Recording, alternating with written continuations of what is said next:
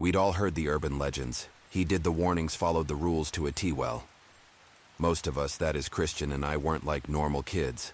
We were always getting into trouble, from playing hooky to shoplifting to going on joy rides. We did it all.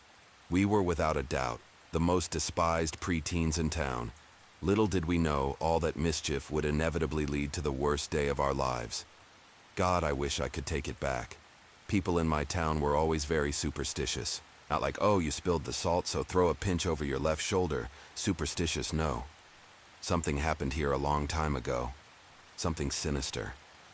Something that still bears its burden on the townsfolk. Half a century later, you see, back in the 70s, kids started going missing. The disappearances always occurred at night. Always and always in the same fashion. Parents would lock their homes down tighter than Fort Knox, only to find the front door hanging wide open. The following morning, the kidnappings were beginning to pile up at the same time that nightly reports of an ice cream truck circling neighborhoods began to flood into the police station. Every time the authorities were called, the truck would be gone when they arrived, no matter the response time. The strange thing was, we didn't have an ice cream truck in the 70s. Hell, we still don't. This has always been the kind of place where everyone knows everyone, and none of the families in town have ever owned an ice cream truck. Naturally, people began to associate the truck with the disappearances. Obviously, people tried to catch the mysterious abductor behind the wheel. That's when the adults started going missing. No one who confronted the driver was ever seen again. The fear was beginning to reach a boiling point. People panicked. Families with children started packing their things. Even some people without families at all were looking at relocating.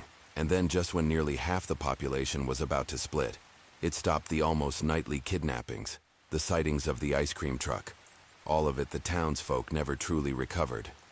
I mean, how could they after that? Most families of the victims moved away, eventually losing any hope of ever seeing their loved ones again. Can't say I blame them. I wouldn't have stuck around after that. Either the ones who did stay grew paranoid, so they did everything in their power to ensure that nothing similar would ever happen again. That unfortunately manifested into an extremely strict set of rules. Girls aren't allowed to walk anywhere alone. The doors and windows to every house must remain locked at all times. And of course, no one is allowed outside after dark for any reason. The town shuts down well before sundown. As a not-so-subtle reminder, growing up, I always thought the stories were... I thought it was just another lazy excuse for parents to keep a close eye on their children to prevent us from causing mayhem. I should have listened, Sarah, for the last time. I'm not sneaking out with you tonight. You know the rules, Christian whispered, tapping the eraser on his pencil against his notebook, absent-mindedly. Come on, this is the one rule we haven't broken yet. You've spray-painted Officer Dawkins as police cruiser, and this is what you're afraid of. I'm not scared. This is different. It's something sacred you've lived. Here for just as long as I have. You should know that, he hissed, pretending to dial into Mrs. Huckabee's mind-numbing lecture on mitosis. Aren't you at least a little curious? You can't seriously tell me that you've never wondered about going out. At night, there's got to be something more than they're letting on. Sarah, I'm not going with you. If you want to risk your life by going out after dark, go right ahead. But leave me out of it, Christian said with a stern finality in his tone. I'd never seen him so serious about anything before, and that frightened me. We muddled through the remainder of the class in silence. Christian gave me the cold shoulder all day. I was beginning to wonder if I'd overstepped. I'll give it some time to blow over. I had just finished cramming my textbooks into my locker when Christian approached me. I jumped, nearly dropping my backpack. I hadn't expected to see him again that day. What's up, dude? Thought you were going to make me walk home alone. He locked eyes with me, sending a chill creeping up my spine. A bitter determination was scrolled across his visage. I'll go with you. I was taken aback. He'd been so adamant earlier. What changed? Are you sure? I mean, I don't want you to go if you're not comfortable with it. I'm sure I have to know, he said, averting his gaze. Okay, we'll meet at your house at midnight. Sound good, yeah? Christian sheepishly glanced up at me. And you didn't seriously think I'd let you walk home by yourself, did you? I giggled, flashing him a grin. No, I guess I didn't. Christian was seemingly back to his old self on the way home from school. I listened intently as he babbled on about his latest revenge scheme. He was planning on setting off a fart bomb in Becky Nelson's locker for snitching on him. I didn't care. If I was being suckered into another one of his devious pranks, I was just happy that things were back to normal between us. I'm gonna make that pay. Christian hissed, smashing his fist into his palm. Can't wait to see the look on her ugly ass face anyway. I'll see you tonight, I said as I trudged up my driveway. You bet we waved goodbye to each other, and I watched as Christian continued down the sidewalk. Midnight couldn't come quickly enough. I giddily awaited nightfall. I felt as though my heart would burst from my chest at any given moment. My adrenaline always spiked before one of our little misadventures. I was watching the time. Like a hawk, my parents had already turned in for the night, so I was left to my own devices. That was a dangerous game. My eyes were glued to the numbers on my phone screen, 11:58 p.m. It was so close, and that's when I heard it clunk. Something hard pelted my window. My eyes grew wide, and a smile inched across my lips as I raced to the source. Christian was standing outside, his arm cocked like a quarterback. "Oh, there you are." "Hey," he said, dropping the rock in his hand. "Dude, you scared the out of me. Weren't we supposed to meet at your place? And why didn't you just text me like a normal person?" "Sorry, I got restless," he muttered, staring at his feet. "And my parents took my phone last week, remember?" "Oh yeah, not sure how I forgot coming down," I said. Cautious lie, climbing out and steadying myself on the stepladder that I'd strategically placed below my window. I hopped down from the last step, landing in the grass with a soft thump. "Ready?" I asked, eager to set off. "Yeah, let'n go," Christian said, taking my hand. I blushed, and he quickly recoiled. Even in the dim yellow light provided by the street lamps, I could tell that his face was bright red. I'm sorry, I didn't mean to do that. I just want to get going is all." No, you're good. I get it."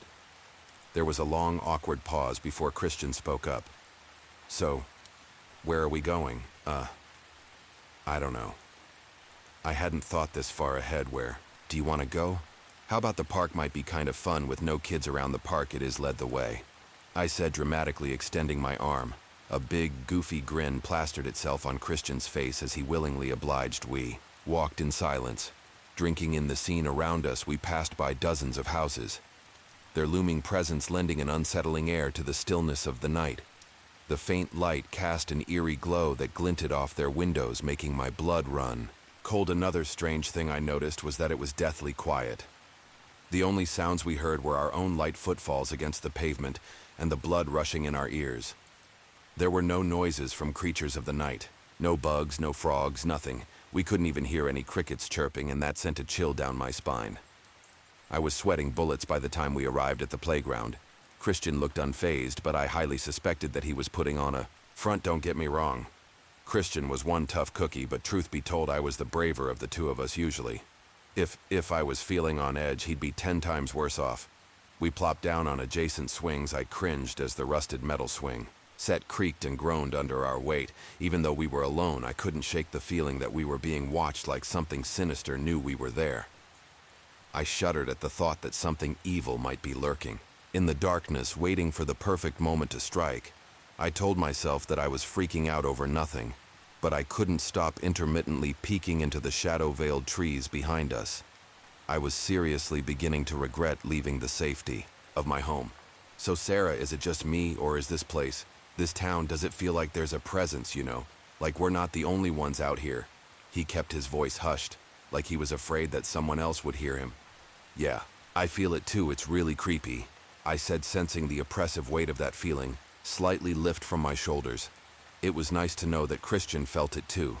Christian stared into the mulch at our feet. He looked lost in thought, as if his body was there, but his mind was in some far-off dimension.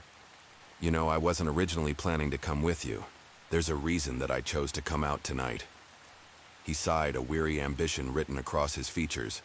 There was something he was hiding from me, but I could sense that he was slowly mustering up the courage to tell me what it was. "So I know you've heard all the stories about the ice cream truck that went around abducting kids in the 70s. And I know that you think it's all a pile of steaming horseshit, but it's not." He paused, searching my face for a reaction. "How can you be so sure we weren't alive back then? So my uncle was one of the children who were kidnapped." My heart plummeted into my gut, not only for the fact that Christian was related to someone who was taken, but that the stories were true. Christian, I'm so sorry, I didn't know. It's okay, he said, interrupting me again. He was 3 when it happened. It's been decades. But I don't think Dad ever really forgave himself. He was only 5 at the time, but he feels like he should have done. More, he won't tell me that. But I know I can see it in his eyes. It still tears him up even now. A tear began to trickle down Christian's cheek, but he quickly swiped it away. I know it's stupid of me, but I just had to know if it was true, if that thing was still around. I was honestly sort of hoping that it would be. I know that I don't stand much of a chance at killing whoever's behind it, but this might help a bit, right? He cracked a smile and flashed a sharp black switchblade. Yeah, I think that would help your chances a bit. I chuckled. You know, I wouldn't let you fight alone either. Hate to burst your bubble, though I don't think we'll run into that thing tonight. Yeah, you're probably right, Christian said, standing from his swing. Let's go home, works for me, I've seen enough. I joined him and we began to make our way back towards our houses. We'd only made it to the street when I heard it a jingle. The sound sliced through the silence like a rusty knife. It was slow, melodic, but something about it was wrong. Christian and I glanced at each other, eyes wide as saucers. My heart thumped furiously against my chest as it grew closer. It blared the tune of London Bridge is Falling, down, intertwined with the sound of a jack-in-the-box, cranking up, sending waves of panic. Panic rippling through me at every interval, and then it slowly rolled into view. A white truck rounded the corner to the street we were standing on. A comically large pink ice cream cone was perched atop it, facing the sky like a rocket ready for liftoff. The windows were tinted to the point that I couldn't see who or what was behind the wheel. I wanted to run, to scream, to hide anything, but I was paralyzed with fear. The truck crept closer and closer. Dread seeped into my bones. I didn't know what to do. Eventually it passed.